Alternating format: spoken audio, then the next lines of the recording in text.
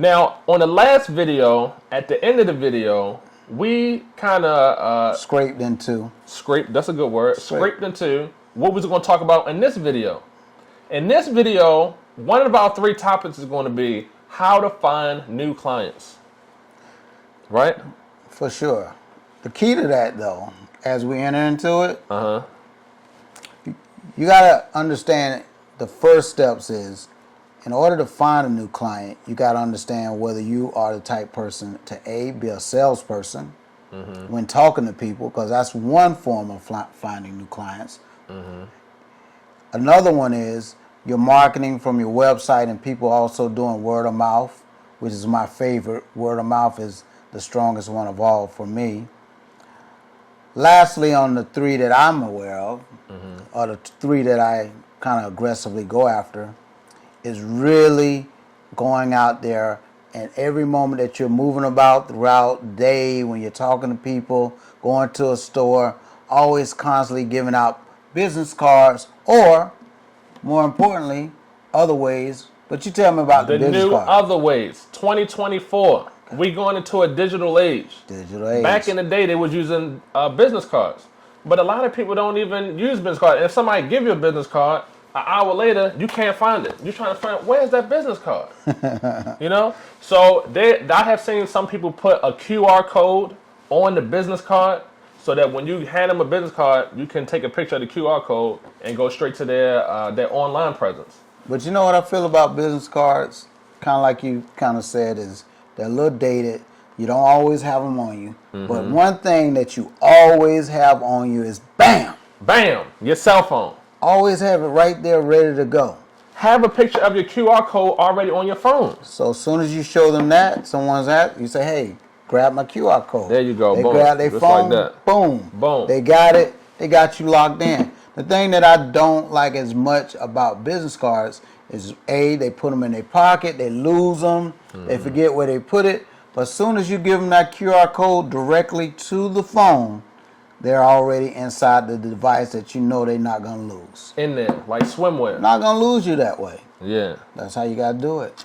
So that's one thing. That's some value for you that you can walk away and go use that right now today. That's what we all about. Value. Practical, step by step. What can you do today to get results? We're about results. Results. So let's dig more into the items that we discussed. Did you have any other bullets that you want to add in as far as getting customers that we're going to tag on today? Or should we jump right into... I mean, definitely jump right into it. When I first got started, I was doing a lot of free work just to have a portfolio, to show people what can I do. So you do some free work. I had a personal project, pictures that I like to take, something that I'm interested in. I like that. And then you got a nice portfolio that you can show.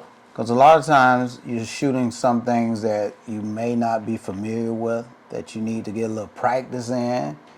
And that's the key. Going out and not feeling like everything you do, you got to make money on it. You know, you don't want to have a client paying you for something that you're still training in. Right, that you're still training in. Or you don't even feel comfortable that you're capable of shooting at top-notch level. My thing is, if you're going to feel like you're a professional, make sure you're being graded to that level in that particular category. Because all photography has tons of categories that you can select to make your specialty. Right, because you can do portraits, you can do landscapes, but inside of portraits, you can do different type of portraits. You can have like maternity pictures, engagement pictures, birthday pictures, senior pictures, prom pictures. It's all different types of portraits. Same thing with landscapes. You can be like wildlife landscapes or macro, taking pictures of flowers and birds and stuff. So you got to find your lane, find something that you are interested in, and then dig deep in that. You don't have to cast a wide net and be great at a whole bunch of different things. Find something that you like and go deep on it. Master that category. Yeah. Master a category and then keep adding to your portfolio of things you master. You can say you shoot several things, but you got to master one thing that you can know that you can go after a client and know that you're going to be efficient in it, so that you don't want to go out and mess up your own identity, your brand, your name, because you shot something that you wasn't a master in, and you're asking for money in it. And you're asking for money on it. Can't do it. Yeah. Not recommended. So have some type of personal project. Get the QR code on your phone. What else, Rob? We talked about We said it was 3 things. Oh, word of mouth. Word of mouth. The number one. The number of one. all Word of mouth. form of finding new clients. Now, there was a time I used to do a lot of prints, and I had all these pictures of like different landscapes around the city, and I would sell these prints. And my barber, Keith, would cut my hair for years. He bought a bunch of my prints, and he had the prints all in the barbershop. And one day, I was in there to get my hair cut, and I'm sitting down waiting, and Keith is telling the guys, yeah, this is the photographer. These prints that's on the wall, this is him. So me and the guy was talking, and he was telling me how his mom about to get married, and they looking for a photographer. So me and him exchanged information. I talked to his mom, and they hired me to shoot the wedding. Now, not only did I shoot her wedding, but her cousin, Miss Robin, they've been hiring me to shoot stuff for them for years. This probably been 5, 6, 7 years. Word of mouth marketing. Word of mouth marketing. That's how you get that new client. But in order to get that word of mouth, you got to do what? You gotta be talking. You got to be talking, and your work, your end results, Right. needs to be something that they're going to want to be able to share those photos or tell someone else to use your service. But I want to go back to something you just mentioned about the photos.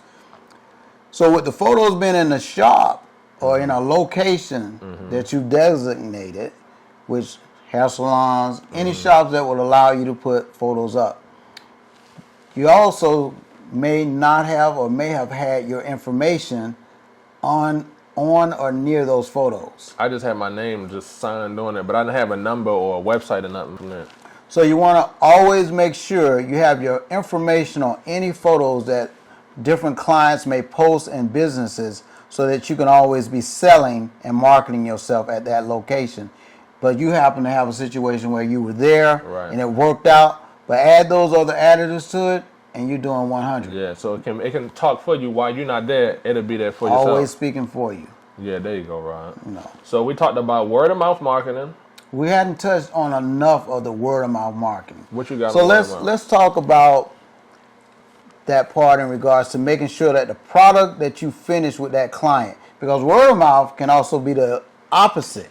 If you do you can do some damaging work where the work is bad, and again you're going down instead of up. So you got negative word of mouth marketing also. Yeah, watch so out. be conscious and aware of that. You know, so that starts with having pride, critiquing your work to the hardest level. Always be the toughest client to your own work. That's my take. Yeah, be a big critique. Critique yourself. Critique yourself. Yeah. Want the best. Always. What I used to always do is I look at what's the best out there, and that's the bar that I set. And if I'm under that bar, then I still got a ways to go. Either I can match it, or I need to get there. Yeah. But be honest with yourself. Never lie to yourself about what your skill set is. Yeah. And sometimes also be honest with your client. Sometimes you can take on a client that the price point for a project might be $1,000, and they saw some stuff you had, but you're honest and say, look, this is what I do, but I'm not at the top of my game, but I can deliver some great work for you. My price points in the industry is $1,000, but right now, because I'm still training and learning, I can do this for $200, or a number that fits where you feel your skill set is at. That way, when you do fall a little short, you've already gave yourself an out. You know. Yeah. Being in your lane. Whew. Are you a salesman or are you more of the artist? Or you got to have a team. You got to have both. One of the mistakes that I think that I've seen in the years that photographers make is, and I'm talking photographers who can have amazing work, but they actually are not good salespeople. They're not that person that's able to go out and take these things that we're giving you. Some things is directly dealing with clients that sometimes your personality does not fit that ability to sell yourself. True enough, some things automatically sell you. Like a photo that stands out is if someone has that opportunity to see it, then boom, it sells itself. But then what's that case when you're out and about, you're passing out cars, you're getting to know someone, you go into a facility with a business where you see that I might be able to sell them some services that I offer. Or if someone randomly sees me with a camera and then they start talking to me, and then that's my selling point. Sometimes you have to know, okay, I either pass it on. There's a couple of ways you can make yourself look larger than life. Hey, I love to do your business. Got my camera, I'm out and about. Person approaches me. So what do I say? Look, I'm doing a shoot today, but I would love to speak to you in more detail and tell you more about my business and opportunity. I'm going to have my office call you because I'm usually so busy. I'm going to make sure that they can talk to you and tell you all about the wonderful things that I want to do for you. And make sure I'm serving you properly. There you go. Even if you don't have an office, you tell them, I'm going to have my office call you. And my office manager. My office manager, yeah. But you got to have somebody that can call for you. Yeah. Because that goes with staying in your lane. If you don't have someone, you're missing those opportunities because you didn't call that person and then you still fumbling and bumbling and don't know how to sell it or close that deal. So you need to know your lane and get on board, and that goes into building that team members. Yeah. People who can do things that aren't your strengths. Right, everything not for everybody. Yeah, it ain't for everybody. My strength is actually sales. Yeah, and my strength is more photography. So That's why we partner together. know your lane. I know my lane. I'm not a salesman. Because sometimes I might be too honest with you. Woo! Hey, you know what? Sometimes there's a way to be honest with someone and then not give off too much information, but still stand true. One of the things I say when I'm doing a photo shoot, all people have a certain level of insecurity about themselves. All of us, the most beautiful, whatever the standard of what beauty is. One of the things that I always hold my hat to is everybody that I shoot has something about them that's beautiful. Everybody. And it's my job to show that in the final product. There you go. It's your job to pull it out of it. Pull it out. Pull it out. Yeah, show it. One of the things, you may not be a great salesman, you feel, but you have great personality.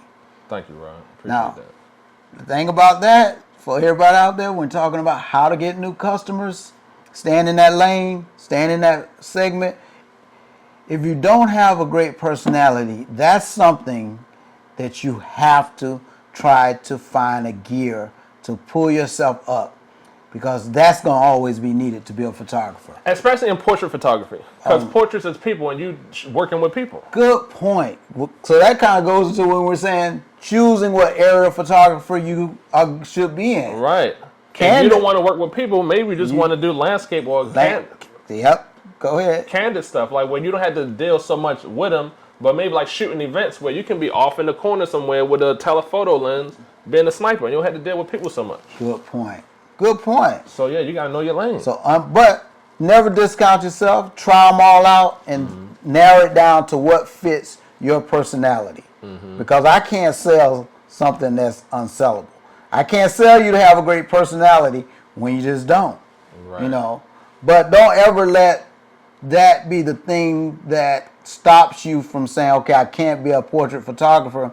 But what you do need to do is find some elements that you have to create this level of engagement to a client, even when it's not innately part of who you are, your personality. But you can find that lane or that piece of yourself that comes out just enough. Because your work can be so amazing that just enough engagement can still get you through. Right, just enough engagement.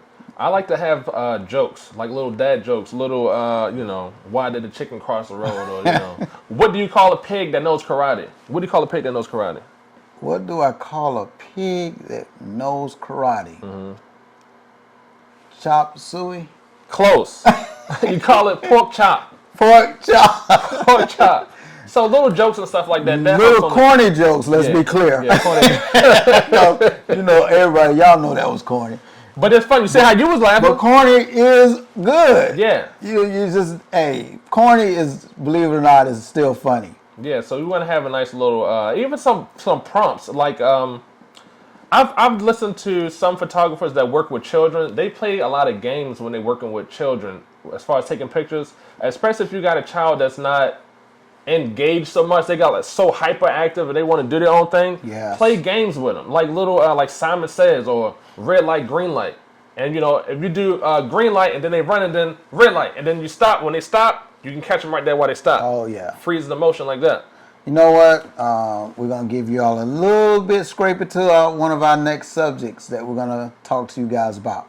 What we're going to do is go down at least 20 categories of photography that are options for you to choose to find your lane that you're best in. And we're going to talk about each one of them in a little bit of detail, just so you can kind of get a feel. Because believe it or not, we're going to talk about 20, but I think it's really way more than 20. Right. Because photography, and we're talking videography, which is another lane which doesn't require you to have a lot of personality. You want to talk about a little bit of that? Yeah, I mean, with videography, if you're going to have it just like on a tripod and having your client talking to the camera, it's not so much you engaging with them, you just setting up lights and setting up a camera. Yeah, whole different level of what you got to bring out in a personality when you're doing videography. Yeah. Because most of the time you're filming, so you got to really be quiet majority of the time anyway. Right, so exactly.